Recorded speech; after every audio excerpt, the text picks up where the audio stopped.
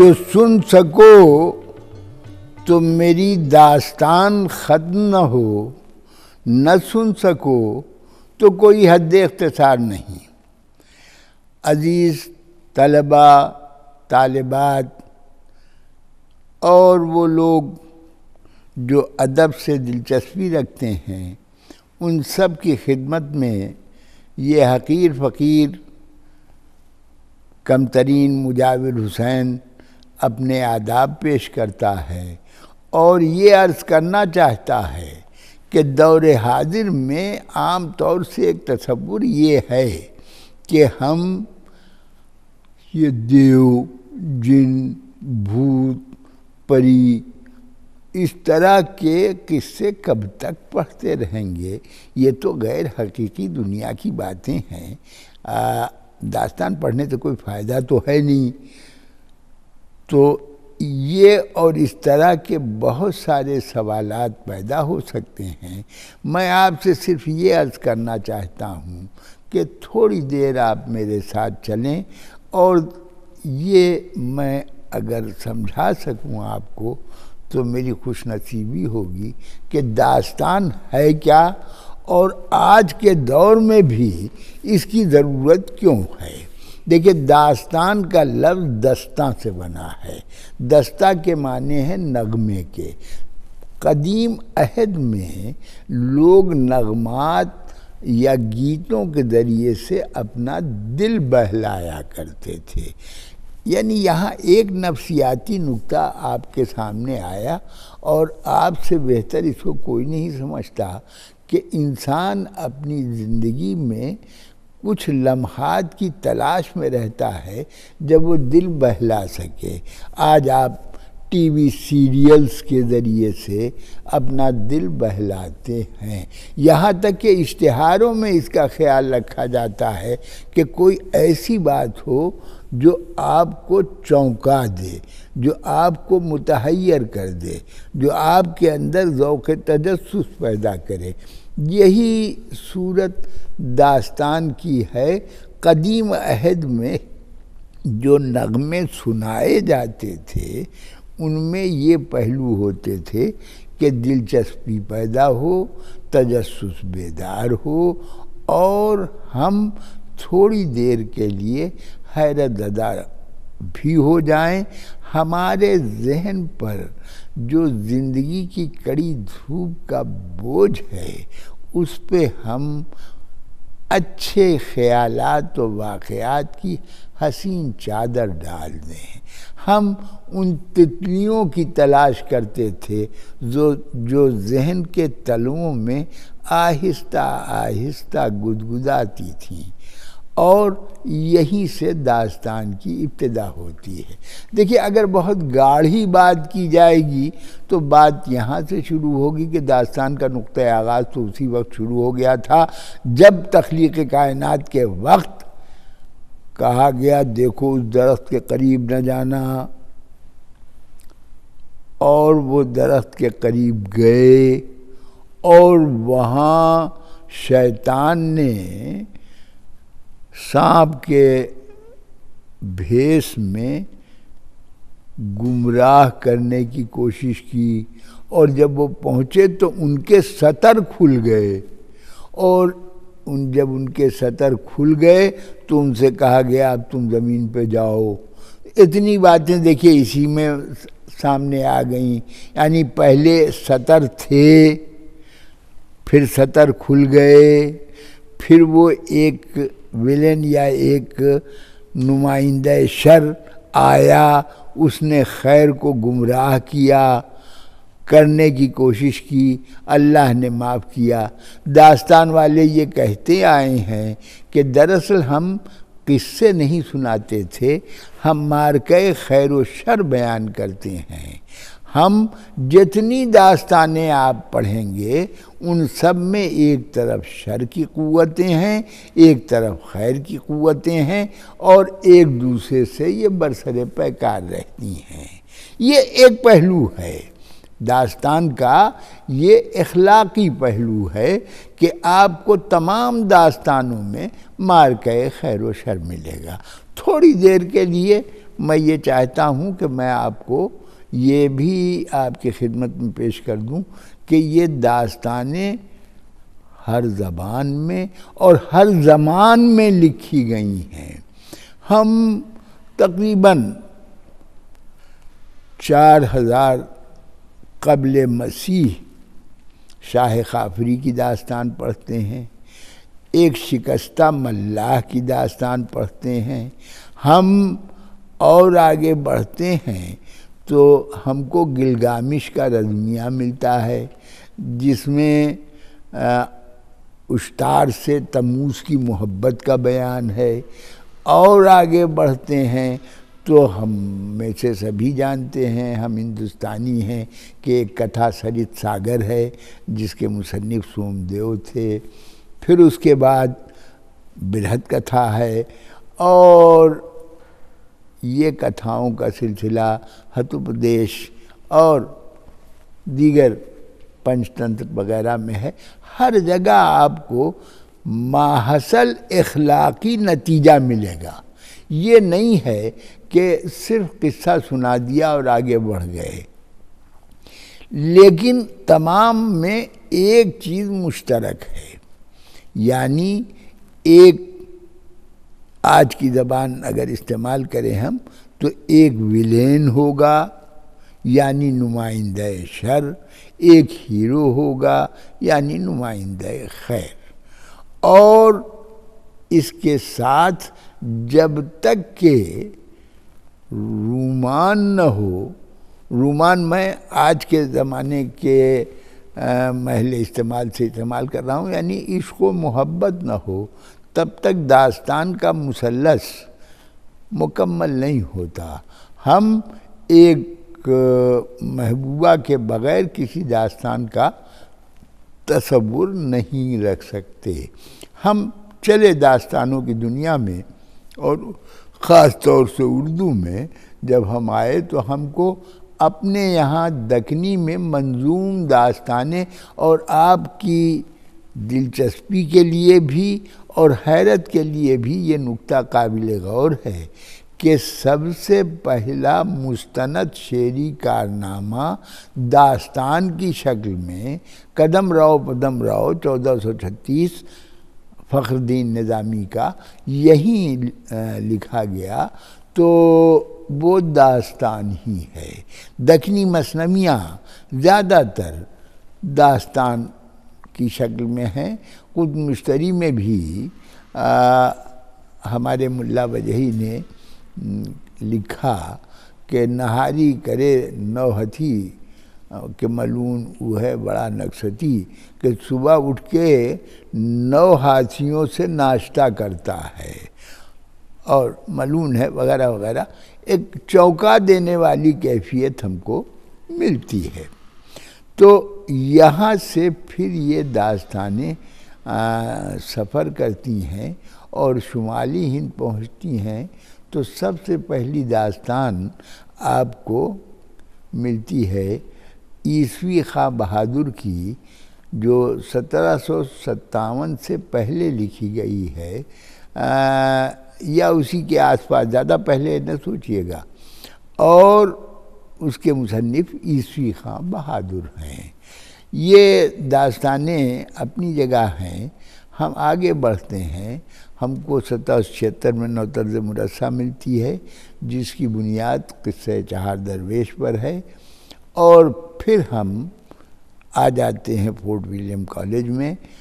Fort William college سے پہلے کچھ داستانیں لکھی گئیں۔ اب مثلا ایک داستان ہے ملک محمد گیتی افروز کی۔ اب ایک شہزادہ ہے، وہ ایک پری پہ عاشق ہوتا ہے، کہتی ہے اچھا ٹھیک ہے مجھے کوئی اعتراض نہیں ہے، لیکن دیکھو مجھے اگر تم چھونے کی کوشش کرو گے تو پھر نقصان میں رہو گے۔ یہ اسے چھو لیتے ہیں، وہ ان کو بکری بنا دیتی ہے۔ پھر یہ اپنے چچا کے پاس جاتے ہیں، فریاد کرتے ہوئے وہ ان کو انسانی قالب عطا کرتا ہے۔ پھر یہ اس کے پاس پہنچتے ہیں، وہ کہتی ہے اچھا چھو تو سکتے ہو، لیکن پیار نہیں کر سکتے، یہ پیار کر لیتے ہیں، تو اس بار وہ ان کو مرغا بنا دیتی ہے، یعنی وہ محاورے والا مرغا نہیں، صحیح معنوں میں کڑم بولنے والا مرغا بنا دیتی ہے۔ اب یہ پھر پریشان ہوتے ہیں، پھر جاتے ہیں اور پھر وہ ان کے اوپر کچھ عمل کرتا ہے، پھر یہ انسانی شکل میں آتے ہیں، پھر وہ اور اجازت دیتی ہے، لیکن اسی طرح کی شرائط عائد کرتی جاتی ہے اور تبدیل قالب ہوتا رہتا ہے۔ جو اصل چیز ہے جس کی طرف میں آپ کو متوجہ کرنا چاہتا ہوں کہ تبدیل قالب کا جو تصور ہے، جس کو انگریزی میں ٹرانسمیگریشن آف دا سول یا عقیدہ حلول یا عقیدہ تناسخ کہتے ہیں، وہ ان داستانوں میں جو ابتدائی عہد کی ہیں وہ ملتا ہے۔ اب فورٹ ولیم کالج میں ایک داستان لکھی جاتی ہے جو ہماری اردو ادب کا شاہکار ہے اور جس پر ہم کو فخر ہے۔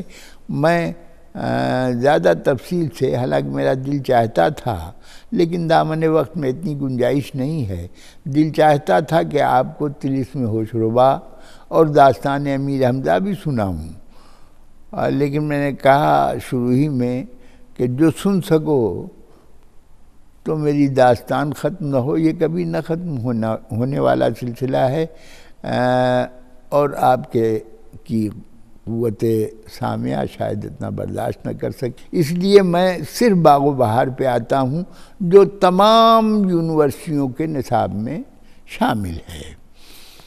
باغ و بہار کے سلسلے میں صرف 2-3 پہلو کی طرف ایسے ہیں جن کی طرف آپ کو متوجہ کرنا ہے۔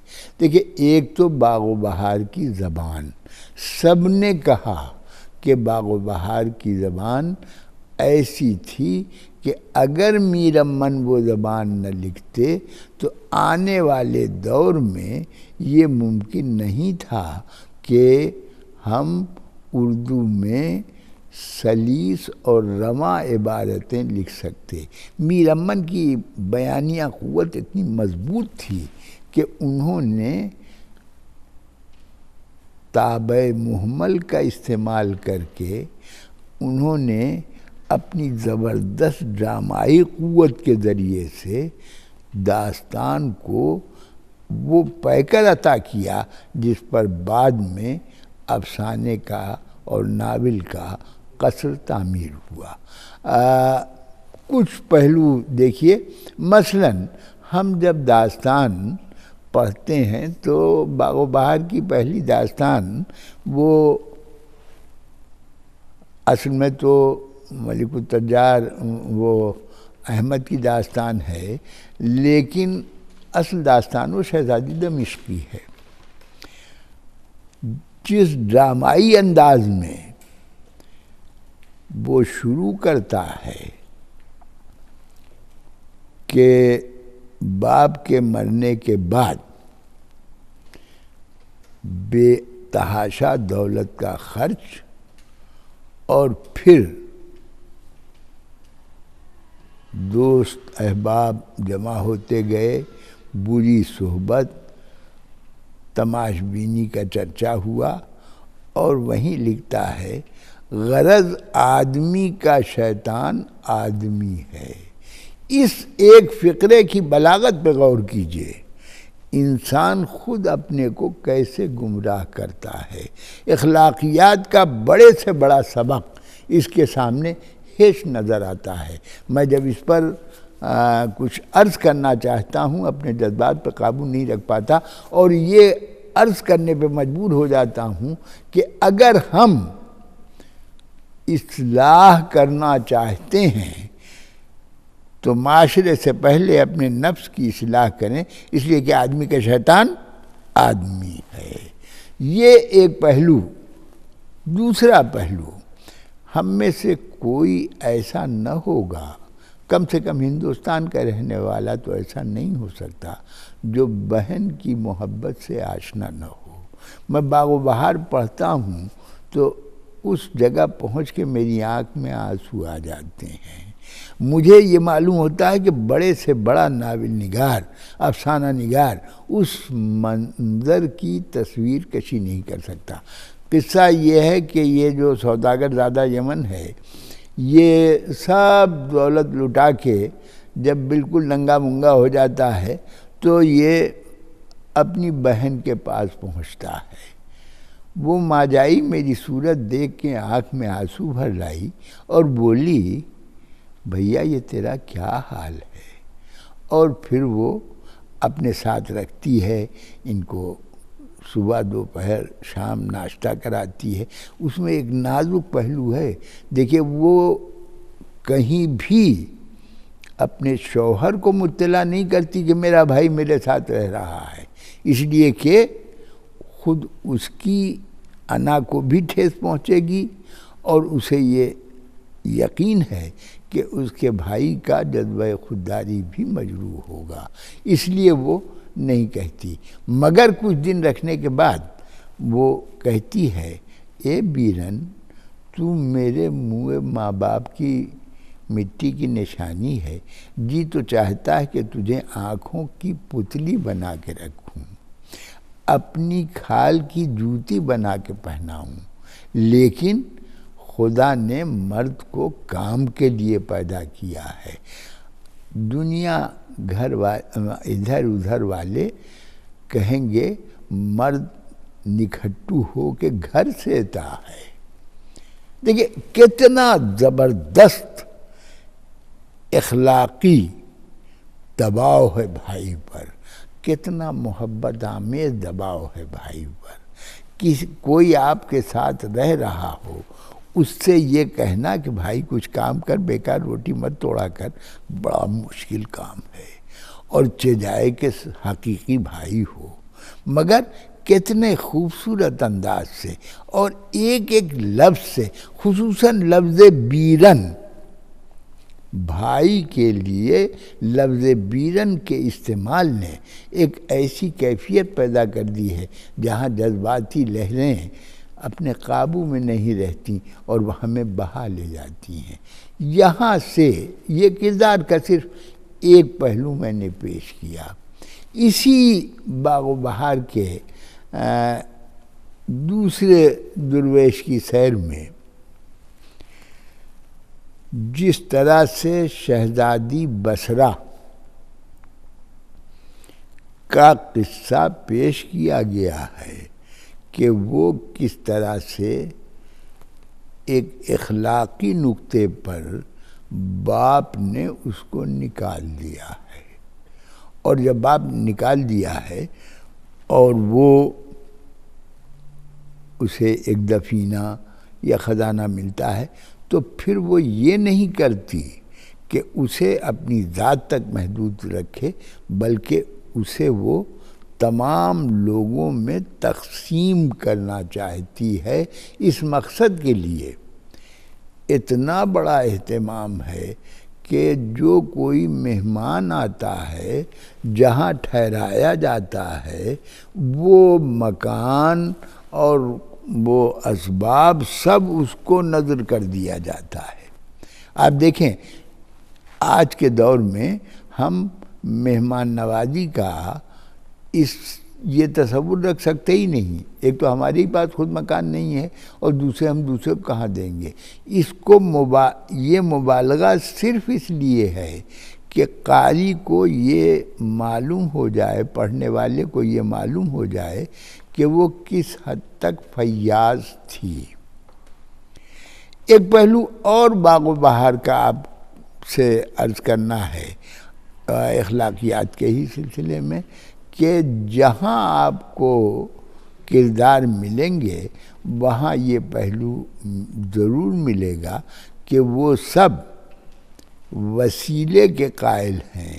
وسیلے کا تصور تصوف سے آیا ہے، اور باغ و بہار پہ تصوف کی پرچھائی دیکھی جا سکتی ہے، اس لیے کہ ہر ہیرو ناکامی کے بعد خودکشی کا ارادہ کرتا ہے، مگر عین موقع پر مولا مشکل کشا اس کی مدد کرتے ہیں اور اس سے کہتے ہیں جو فلاں جگہ جا، وہاں اور بھائی تیرے ملیں گے اور اس طرح سے تیرا کام ہو جائے گا۔ ایک پہلو اور ذرا سا غور کر لیجئے، اور وہ خواجہ سگ پرست کا قصہ ہے۔ دیکھیے سگ پرست، آج تو لوگ ایک دوسرے کے قلبی دوست ہوتے ہیں، پہلے قلبی دوست ہوتے تھے یعنی دل کی وجہ سے، آج کل قلبی دوست ہوتے ہیں۔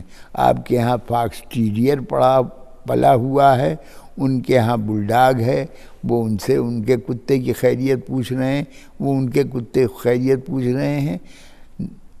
کتائیت جو ہے وہ مغرب میں تو پھیلی ہوئی ہے، ہمارے ہاں کتے پریشان کرتے ہیں، مگر ان تمام باتوں کے بعد ایک بات طے ہے، کتا وفادار بہت ہوتا ہے۔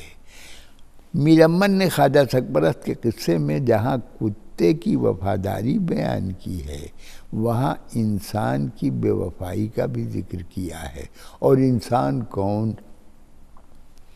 سگے بھائی، جو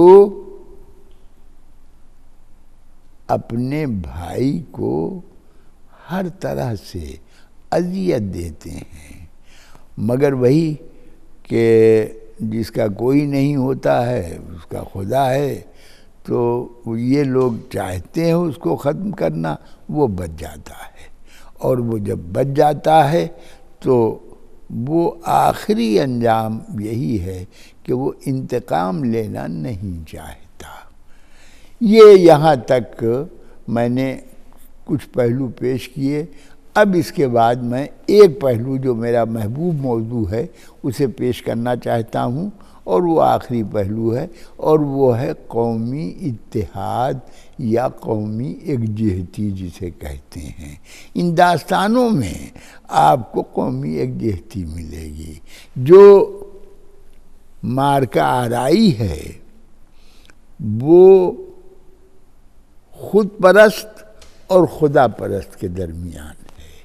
نمبر ایک، یہ بات یاد رکھنے کی ہے کہ جو اسلام کہا گیا ہے یہ خدا پرست ہیں، جو دشمنان اسلام ہیں وہ خود پرست ہیں، اور ان کے جو خدا ہیں وہ سامری اور جمشید ہیں۔ داستان امیر حمزہ میں اور طلسم و شمع میں زمرہ شاہ باختری جو خداوند لقا کے نام سے مشہور ہے وہ ہے، اس طرح کے لوگ ہیں۔ تو اس میں کہیں سے بھی ایسا کوئی پہلو نہیں ملے گا جہاں مذہبی عصبیت یا تعصب ہو۔ باغ و بہار میں خاص طور سے میں عرض کرنا چاہتا ہوں کہ یہ اعتراض کیا گیا، اور پروفیسر گیان چند نے اعتراض کیا ہے کہ وہ دیر بعد کی کنیا مسلمان ہو جاتی ہے یا فلاں مسلمان ہو جاتا ہے۔ جی، وہ مسلمان ہونا اس کا اس لیے نہیں ہے کہ بربنائے عقائد، بلکہ بربنائے محبت ہے، نمبر ایک۔ نمبر دو یہ کہ اسی میں آذربائیجانی نوجوان کی سرگزشت میں آپ کو برہمنوں کی ماتا بھی ملے گی جو انتہائی غیر متعصب ہے، اور جس کا احترام آذربائیجانی نوجوان بھی کرتا ہے۔ تو پہلی بات کہ باہمی احترام کا جذبہ ہم کو ملتا ہے۔ اب ایک داستان جو عموماً جس سے ہمارے طالب علم جان چراتے ہیں، اور اس کا سبب اس کی زبان ہے۔ جہاں ان سے کہا گیا کہ بھائی ذرا فسانہ عجائب پڑھو، تو وہ ادھر دیکھے گا ادھر دیکھے گا اور کسی طرح سے جان بچائے گا۔ کیوں؟ سنیے، شروع ہوگی گرہ کشایان سلسلہ سخن، تازہ کنندگان فسانہ کہن، یعنی محرران رنگی تحریر، مورخان جادو تقریر، اشہب جہندے قلم کو بار سہائے سحر ساز، او لطیفہ آئے حیرت پرداز، میدان وسیع بیان میں یوں سرگرم ناؤ جولاں کرتے ہیں۔ یہ زبان پڑھنا ہی مشکل ہے، اگر پڑھ بھی لیا تو اس میں جو محاسن لفظی ہیں ان کو سمجھنا مشکل ہے۔ ترسیع کس کو کہتے ہیں، سجا کس کو کہتے ہیں، مسجع اور مرصع جب کہا جاتا ہے اس زبان کو تو مسجع کے معنی کیا ہیں اور مرصع کے معنی کیا ہیں؟ مرصع کے معنی یہ ہیں کہ اس میں صنعت ترسیع ہے، یعنی ہم وزن ٹکڑے ہیں۔ مقفع کے معنی یہ ہے کہ اس میں قافیہ ہے، اس میں صنعت براءت الاستحلال ہے۔ میں ان سب کی طرف نہیں متوجہ کرنا چاہتا، یہ تو آپ کے اساتذہ آپ کو پڑھائیں گے ہی، اور جو فاصلاتی تعلیم کے طالب علم ہیں ان کو جو مواد بھیجا جاتا ہوگا اس میں ان صنعتوں کی نشاندہی کی جاتی ہوگی۔ میں صرف یہ عرض کرنا چاہتا ہوں کہ آئیے اس کو ہم آگے پڑھتے چلیں۔ تو شہزادہ جان عالم پریشان حال، کوئی کہتا ہے کوہ مطلب برار پر جا، وہاں کے جوگی سے تیری مراد پوری ہوگی۔ میں صرف اس جوگی کا نقشہ پیش کرنا چاہتا ہوں، جو نقشہ ہے وہ مشترکہ تہذیب کا ہے۔ گیان چند نے اس پر اعتراض کیا کہ یہ جوگی کوئی بہت ہی بدرجہ مجبوری وہ لفظ میں استعمال کر رہا ہوں کہ فراڈ معلوم ہوتا ہے۔ وہ فراڈ نہیں ہے، دراصل جوگی کے ماتھے پہ نشان سجدہ اور قشقہ دونوں دو تہذیبوں کی علامت ہے۔ تو آپ جب یہ داستان پڑھیں تو یہ بات بھی ذہن میں رکھیں کہ اس میں قومی یکجہتی اور قومی اتحاد کی مکمل تصویر کشی ہے۔ حضرات، میں نے بڑی سما خراشی کی اور میں نے شروع میں کہا تھا کہ جو سن سکو تو میری داستان ختم نہ ہو، تو افسوس کہ میں نہیں سنا سکتا آگے، اور میں یہیں ایک شعر سنا کے اور اپنی بات کو تمام کرتا ہوں کہ زمانہ بڑے شوق سے سن رہا تھا، ہم ہی تھک گئے داستاں کہتے کہتے۔ شاعر نے کہا تھا ہم ہی سو گئے داستاں کہتے کہتے۔ میں سویا تو نہیں ہوں مگر تھک تو ضرور ہی گیا ہوں، آپ بھی تھک گئے ہوں گے، اس لیے اس داستان کو یہیں ختم کرتا ہوں۔ خدا حافظ۔